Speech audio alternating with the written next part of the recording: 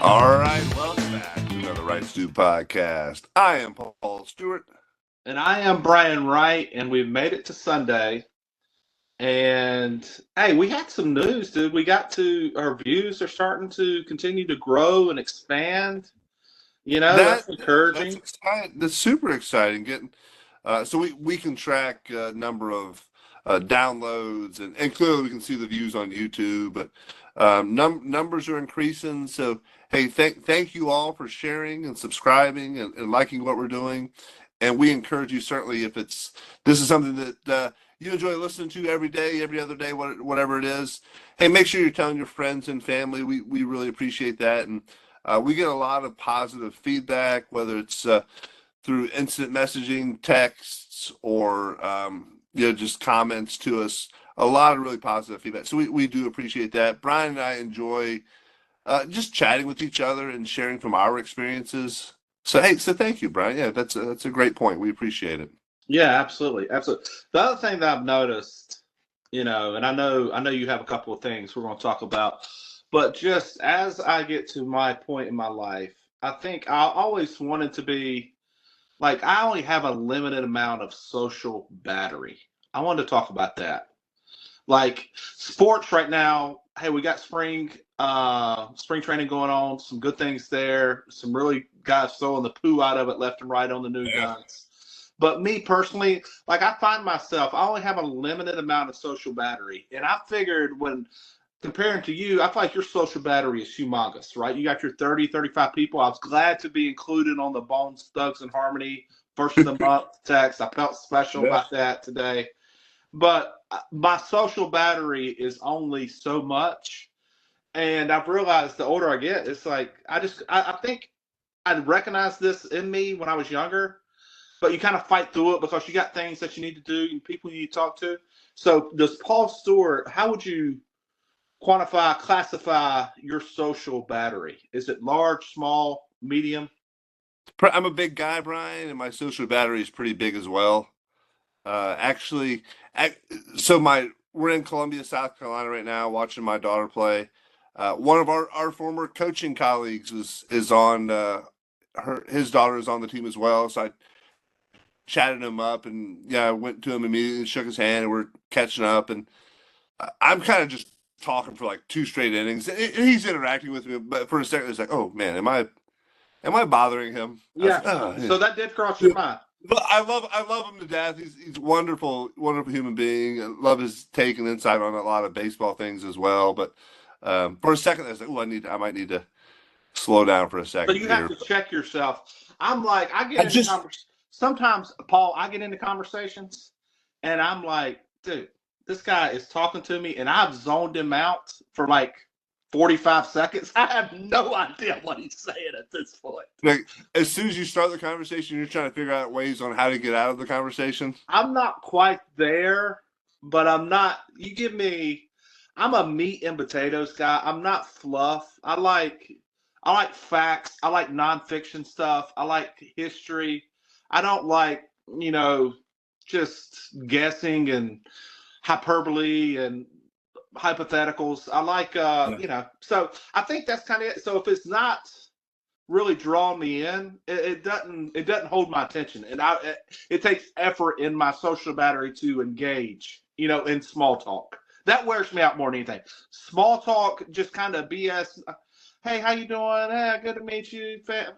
I don't really care about that. Let's get The down to what are my your my biggest fears in your life? okay, you go right. My small talk leads to big talk. That's how I do. That's and it was always interesting. So prior to COVID, I worked at an office, 4 or 5 days out of the week, and a lot of folks in there, and I enjoy going to the office. I enjoy engaging with a lot of different people. It was a really dynamic company. Just a lot of kind of people come from different backgrounds, different cultures, all that sort of thing. And I enjoy learning about people and learning because I feel like you learn and then you learn where they're coming from, and it helps you grow as a person as well. So I always appreciate understanding that. But a lot of times in the break room, it's like if hey, how you doing? I'm doing fantastic. How are you doing? Just okay. What's going on? diving in. Like I'm not a therapist or a psychologist or anything, but Right, but you play one on TV. Yeah. yeah, absolutely. If you're gonna say my day's kind of then I'm like, well, what's going on, man? Well, if How can you're I willing make to your day admit better? that in that conversation, I think it does require a, hey man, do you want to talk about it? Hey, if is your wife cheating on you? Do you have problems? If somebody's just like the man kind of response that I respect is fine, good. But if you give me anything less than that, it's got to be going really bad. Yeah, because I feel like a lot of times we do mass things and just try to, put on that, I don't want to say front so much, but just, hey, we got to get through it. Nobody's feeling sorry for you. You got to figure out a way to get through it. So if somebody's willing to admit it, you're a great person for trying to get to the root cause for sure. And there's certainly times when I'm not, as engaging or, don't need to. I don't want to talk to everybody. I mean, there have been times, and so for example, I was watching softball today, and then there was a baseball game going on at the same time, so I was kind of bouncing back and forth, watching both a little bit, and sometimes you hear people in the stands, and you kind of hear some of the stuff, the way they're cheering or in, encouraging in quotes or discouraging, or I'm like, I don't want to talk to that person. They seem like they're just going to drain my, like to use your term, drain my battery in a very negative way. Like Yeah. I don't need that, right? I try to surround myself with very positive people, people who are similarly like minded, right? Who are trying to move the direction and do positive things and help others grow. One of my favorite things, I so I played baseball for 10 seasons. And then while I was done, I was very fortunate. I had the Major League Baseball scholarship plan. And so they paid for my school for the most part, right? And I went to school. I graduated I went to Wake Tech for a little bit, then ended up graduating from Campbell University. And so I was, 30 years old or so. It was like 2012 when I graduated. So it looks great on my resume. It makes me look much younger on my resume because I graduated college in 2012, high school in 96, but college in 12. You So took a anyway, couple of gap years. Yeah. no gap years. Yeah. But when I graduated, my wife threw me kind of like a surprise graduation party, and it was like just man, everybody that just I like I would say everybody, but a lot of people that I just truly loved. Yeah, my family, my really close friends, my and I kind of got up and did like a little speech at the thing, thanking everybody. And I said, look, man, if I if the world were coming to an end and I would have to start a community with to start the world, like you are the people I would want to do it with. Like I it wasn't was there that in your life yet, Paul, so I feel you like weren't there. You weren't there quite there in 2012. I've known your wife since high school, but I met you later on. But you would be at that party now, Brian, for sure. But that party was fantastic, really, and my wife just did a great job of coordinating that. We had people coming from kind of all over the state and everything, and it was really really super cool, and hey, I so enjoyed Paul, things like talk that. about this. Talk about that. When you were in college and being the older guy in college, did you ever feel weird? Did you feel like, these kids, 19, 20 years old, you're 28, 27? Did you Yeah, feel that gap? And I would imagine you probably had a really good GPA doing it yeah. after the fact. So I did. I tried to go to NC State first, but they didn't have much course offering for a kind of adult education or night class because I was still trying to work and I had kids and I was still trying to do that and do things at night. So I did like one semester. Then I went to Wake Tech for a semester to knock out some of those things those courses just you have to do. And then Campbell University offered a kind of working adult program. So when I was at Campbell, it was a lot of people like me who had maybe not gone to school right after high school. So that was very normal. But when I was at Wake Tech, you're right, it was a lot of 18, 19-year olds. And I remember very specifically one time there was an assignment and it was like six, seven, you read a passage, answered six, seven questions. And I answered them what I thought was fairly thoroughly, a paragraph or so per question. It seemed appropriate. Turned it in, come back the next week. And the teacher holds up my paper. She goes, I want to point this out. this is how all of our questions should be. And it was I'm like, oh God, Oh, you were that guy. don't do, yeah, here we go. And so I was like, okay. And she's like, who's this? Who's Paul? I'm like, because it was like the second week. And I'm like, me. And then I look around. I'm like, all these people are like 18 years old. They have no They just, perspective. Yeah. they don't get it yet. Yeah, that sort of thing. And, but yeah, there's certainly times when I was at Wake tacking around with much younger crowds. So I did go, yes, I did that. And then that camp, I ended up graduating with like a 3.88. So, It's pretty strong. whatever. Like what is that? Like 2 Bs maybe? Yeah, I got B's in accounting, two B's in accounting, or accounting one and accounting two, whatever. Yeah, that was everything else was A's. But and so my wife, she graduated. It was like 3.4, 3.5. So good, right? But she did college at the 18 to 22, like normal, kind of normal-ish age. And I remember her. So we were sitting around a family dinner. This is a few years back, right? And she was kind of giving me, I was kind of popping off a little bit, man, highest graduation, highest GPA in the family. I'm the smartest guy, just kind of Yeah, joking. Yeah, humble, joking, but humble a little, brag. kind of nudging everybody. And she was like, well, it was easy. You were older. I'm like, wait, whoa, hold. I said, hold on a second. So while I was in college, so we had two kids and we had a third while I was in school. It's like clearly you did all that hard work, but I was an active father. I was coaching a couple T-ball teams, coach pitch teams.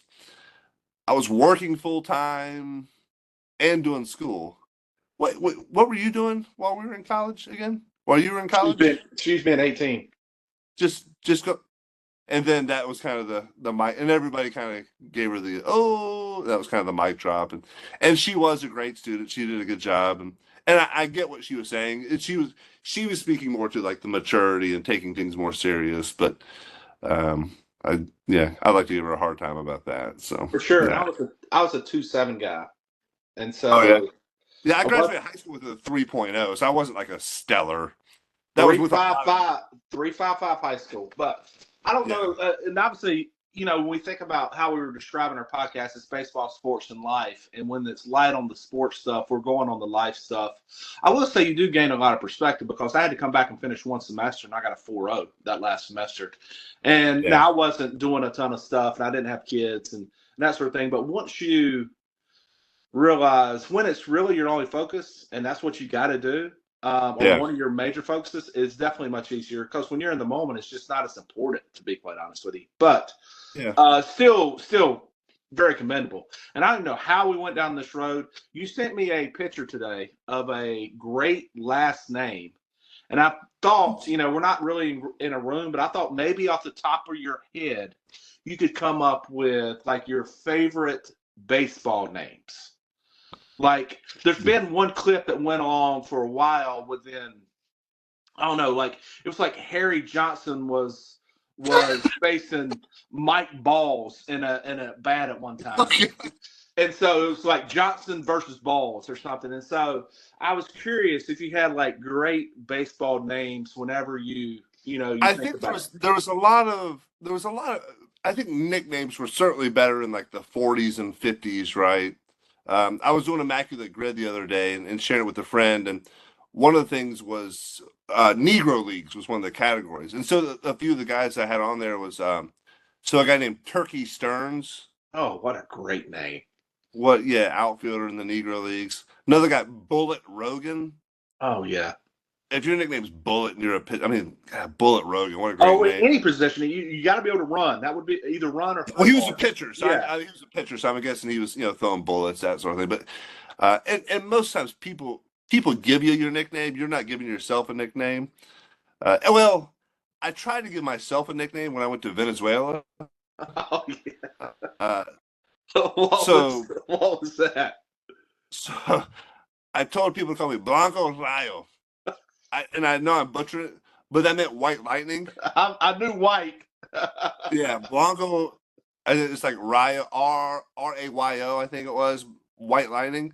My nickname ended up being Portu, which meant they thought I looked Portuguese. So they go, Porto, Porto.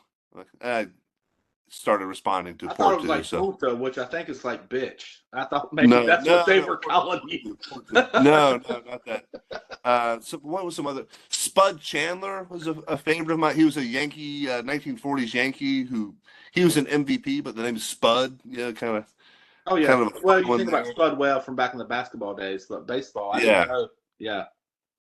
So some Spud really Chandler. really good names, really good names. Hey, so you had another story about you were walking over there and you saw a guy get really excited. I want you to tell that one too in regards to the Yeah, yeah. So I situation was, and how and honestly it's how athletics have changed. Dude. There's no more acting like you've done it before. But anyway, I want you to tell that. It made me laugh and it kind of reiterated what I've been seeing everywhere across the board. yeah. So we, like I said, I was kind of bouncing. So the facility I was at, there's the baseball and softball facility right next to each other, and you can kind of walk back and forth. And there were games going on simultaneously. And so I walked over to the baseball field, and I kind of caught the last couple pitches of an inning. And so it was a righty pitcher, a lefty batter, and the pitcher looked like a changeup away, and the lefty kind of did one of those swings when you stick your bat out and your butt goes flying out. And I think we've all done it, whether we're right-handed or left-handed. But you kind of arm swing it, and you're fooled, and strike three. And so at the time, this is like the bottom of the fourth inning, and the score is 9-7. So there's been some runs scored. It's not a no hitter. Yeah. Each team was already on either their second or third pitcher in the fourth inning, right? So swing miss, right?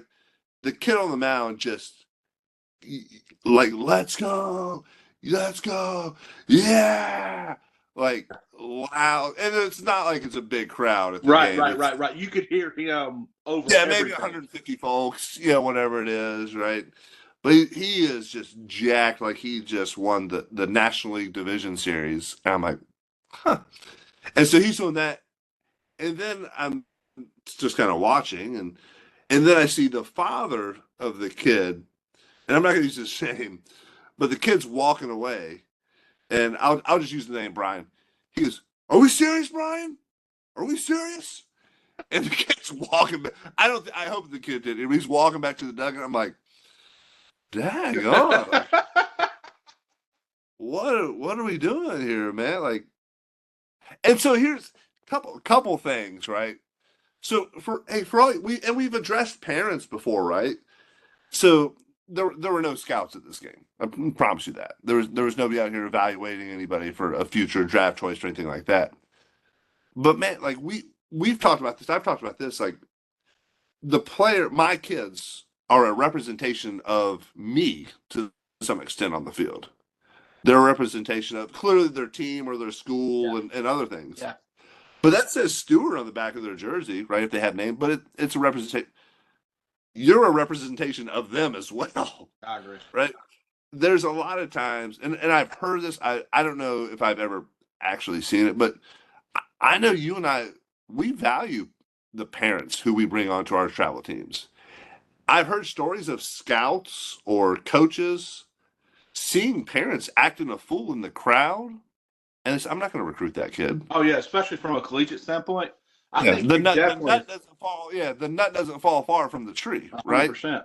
100%. And I'm I'm positive it's happened before. I can't tell you a firsthand account of it, but I know we've done it. We've seen like we don't. I'm not sure if we need this kid on our team because I don't want to deal with the Well, parents. definitely from our standpoint, where we are as a team is if it's questionable and you know something about the parent and it's negative, it pushes their chances of making the team lower, right? And Yeah, and for sure.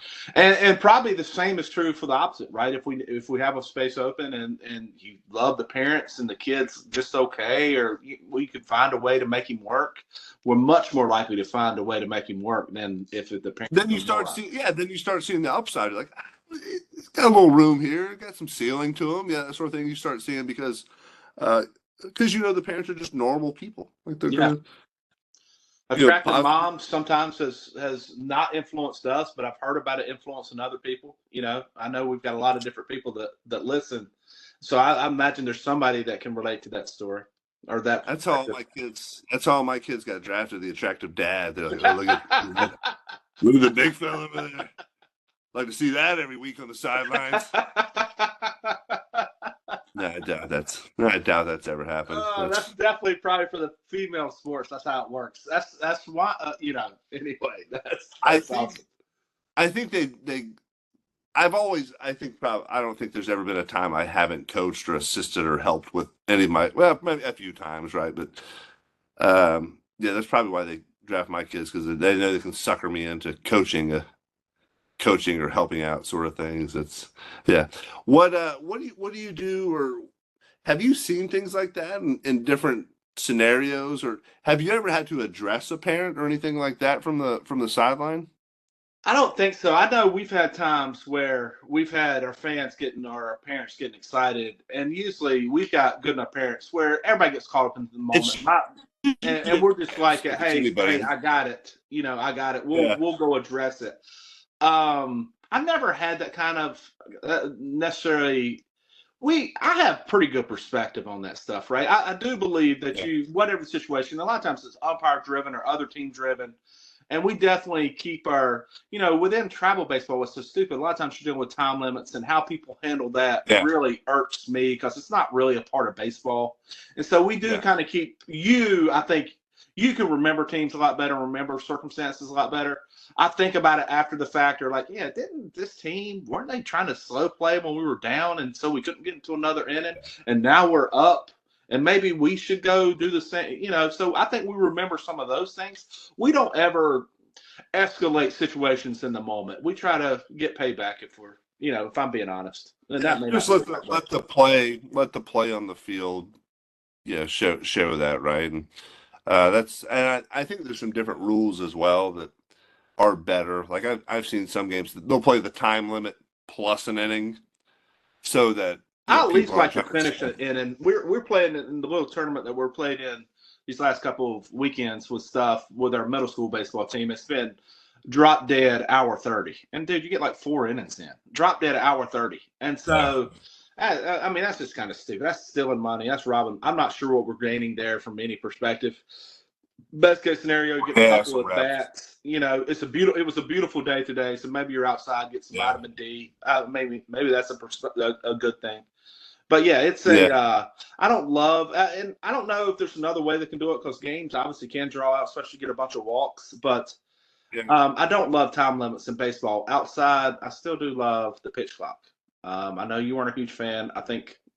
Well, that helps keep the game moving, though. That's so you don't have those games that drag on or kids slugging around on the mound, that sort of thing. So I get that, but it's like, hey, just get it moving, right? But at the level we're at right now, you will run into circumstances or scenarios where kids just can't find the zone. Yeah. Right. And sometimes umpires squeeze it a little bit. And like, or they kind of get surprised that they threw a strike. Like, hey, I was like, well, he hadn't thrown one in a month. Like, what? We're gonna do it now. I tell you what's kind of tough as we're adjusting, and I've seen it, especially with these umpires these last couple of weekends doing different things, is how varied they are. I mean, you got some giving 6-8 inches off the plate. I know you sent me a video of your daughter in college. It felt very close to 5-6 inches off the plate, and that's such a hard thing because, as you talk about Ted Williams, the number one thing to do as a hitter is to get a good pitch. That's his number one. Establish your zone, yeah. That's the number one thing, and there's a reason the plate's 17 inches wide, and so it is a thing that's tough to teach. And hey, you get 2 strikes you got to battle. You almost got to swing unless it's hitting dirt or above your eyeballs because the reality is you don't want to put it in the umpire's hands. And I don't love.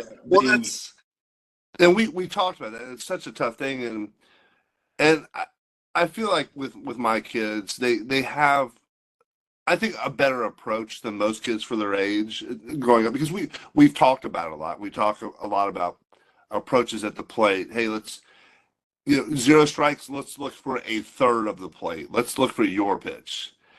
Hey, 1 strike. Let's cut the plate in half. Look inside or outside. 2 strikes, let's widen it up a little bit. But hey, let's stay in the zone. Let's not chase, right? Or Yeah, and I think you got to just you got to go things outside like of that. the zone with some of these umpires. I mean, that's what Well, that's I'm seeing. yeah. And so we saw with my daughter the other day. She's left-handed. This one's left-handed, and it was a ball. It looked like it was good 6 inches off the plate, and it was like, hey, a lot of people like, hey, fight it off, battle it. I'm like, battle with 2 is one of my least favorite things that people say. It's like, hey, man, just maintain your plan and hit a strike. Like, you shouldn't have to bat. Like, if it's a ball, it's a ball. Don't fight off a pitch that's off the plate. Like, that's just bad umpiring in my estimation, Well, I right? don't So it's like, disagree with you. I come from the perspective though, you do have to play within the confines. It's almost like basketball. Basketball is so yeah, subjective. call it, yeah. Yeah, calling it differently. Now, what you don't like to see is when they have that anomaly, that one random pitch, all of a sudden they call and they haven't called that all game. But, Yeah. I'm big on talking to the catcher. If we're home team, talking to the catcher, hey, how much is he giving off the plate? And then I was big as a player. That was one of the first things I did. If we were home team, I'd go talk to our catcher and say, how much is he giving off the plate? And sometimes, hey, he's giving nothing. Sometimes it's a ball and a half. And I think you kind of got to do that as a player. I do it as a coach with our team. But, hey, how much is he giving? Now, if you're the first batter and you're the away team, the first guy's got to be the sacrificial lamb a little bit to figure that out. Hey, a couple pitches, yeah. But it is tough, man. But I will say this: I was really surprised not to see more of a true zone with college softball. But I've seen it with baseball too. I was watching Clemson, South Carolina's got a great series going on, and that umpire was all over the place, below the knee, looked like off the plate. And so it happens all the way because everybody's human, and so there's some really bad calls all throughout college sports, and I'm sure even in the MLB, it's not perfect either. Well, and it leads to they're doing the challenge of the call, and a lot of what I read is it's pretty seamless. It happens pretty quick. Oh, I've seen it. It is. Yeah. There's no under the hood. It's just like they throw it up on the scoreboard. Yep, they hit the zone. All right, it's a strike or not a strike, whatever it is. But we talked about this a couple of days ago. Like, if you're already doing that, just do the whole game automated. I agree. Like, why not? Like, just get it one. The umpire can still sit back there, manage the game, call check swings, call swings, foul tips, whatever, whatever, safe and out plays at the plate, that sort of thing, right? But if you have the capability to automate it, go ahead and do it. Get it 100% right all the time. I don't know. I think that's a disadvantage to the hitter, really, 100%. because you and it really. Now framing the ball, who cares? Like, it doesn't. Well, matter. it does eliminate that skill, and some of the best catchers. I think about Patrick Bailey, who's with the Giants, and some of the good ones over the years. Really, their value has been in how they receive balls, and there's a stat on how many balls that good catchers turn into strikes. Yeah, and so I want to say. I don't want to lie, but it was a significant number. The top 2, 3, 4 guys made a huge difference. And it was but that would eliminate that. And I guess we kind of said it, you just put a hitter back there then and somebody that can catch, and it doesn't really matter at that point anymore. Yeah, but knock it down. I guess you still need to be able to throw but the couple that I've seen have been those ones where it's like catcher sets up outside for a curveball and the pitcher misses like way up and in, the catcher reaches his arm out and the pitch looks terrible. And it never gets called, but then they do the box, and like the whole ball went through the top left quadrant of the zone but the optics of it are just so bad because where the catcher set up, how he had to reach for it.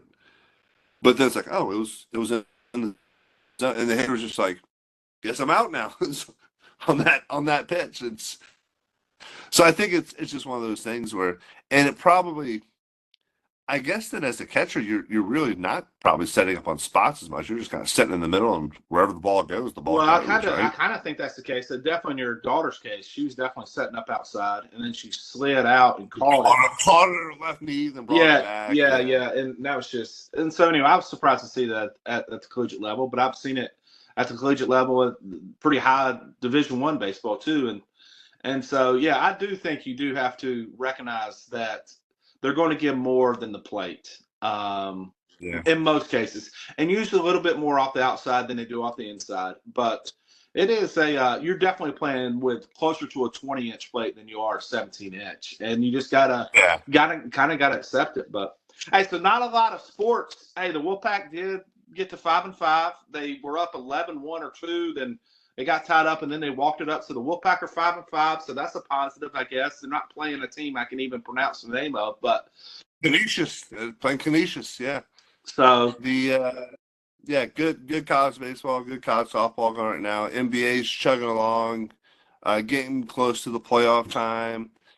I think the big thing now is it seems like teams are just in the NBA. Maybe they're trying to tank a little bit, shutting some guys down, getting more of the ping pong balls in the lottery. Everybody wants Cooper Flag, and that could. And I think the thing I've seen that's pretty interesting is when the Spurs had David Robinson, shut him down, got the #1 pick, got Timmy Duncan. That set him up, man.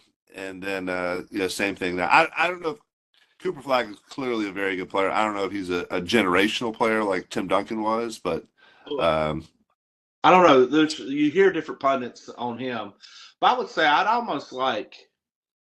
almost wish they would take the last 10 games of the bottom 10 teams, because I think there's 20 teams or 10 teams, only like 10 or 12 teams that don't make the playoffs. I mean, a huge.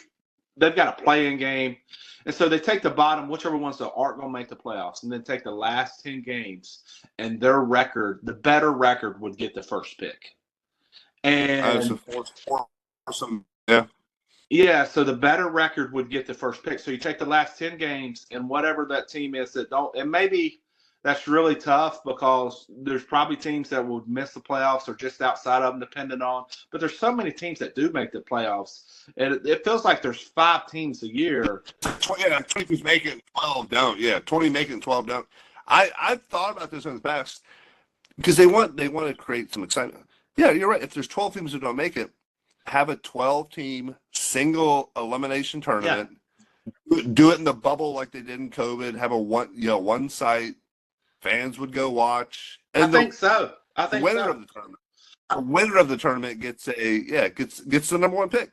1 through 12. That's the lottery right there. I agree. And I mean, heck, people will watch the draft. They will watch that tournament. I mean, there's so many people that are invested in sports, and it is a good distraction at times. It's a fanatic and fan. It's really close at times, and I'm sure people, as owners of these companies or owners of these teams want that.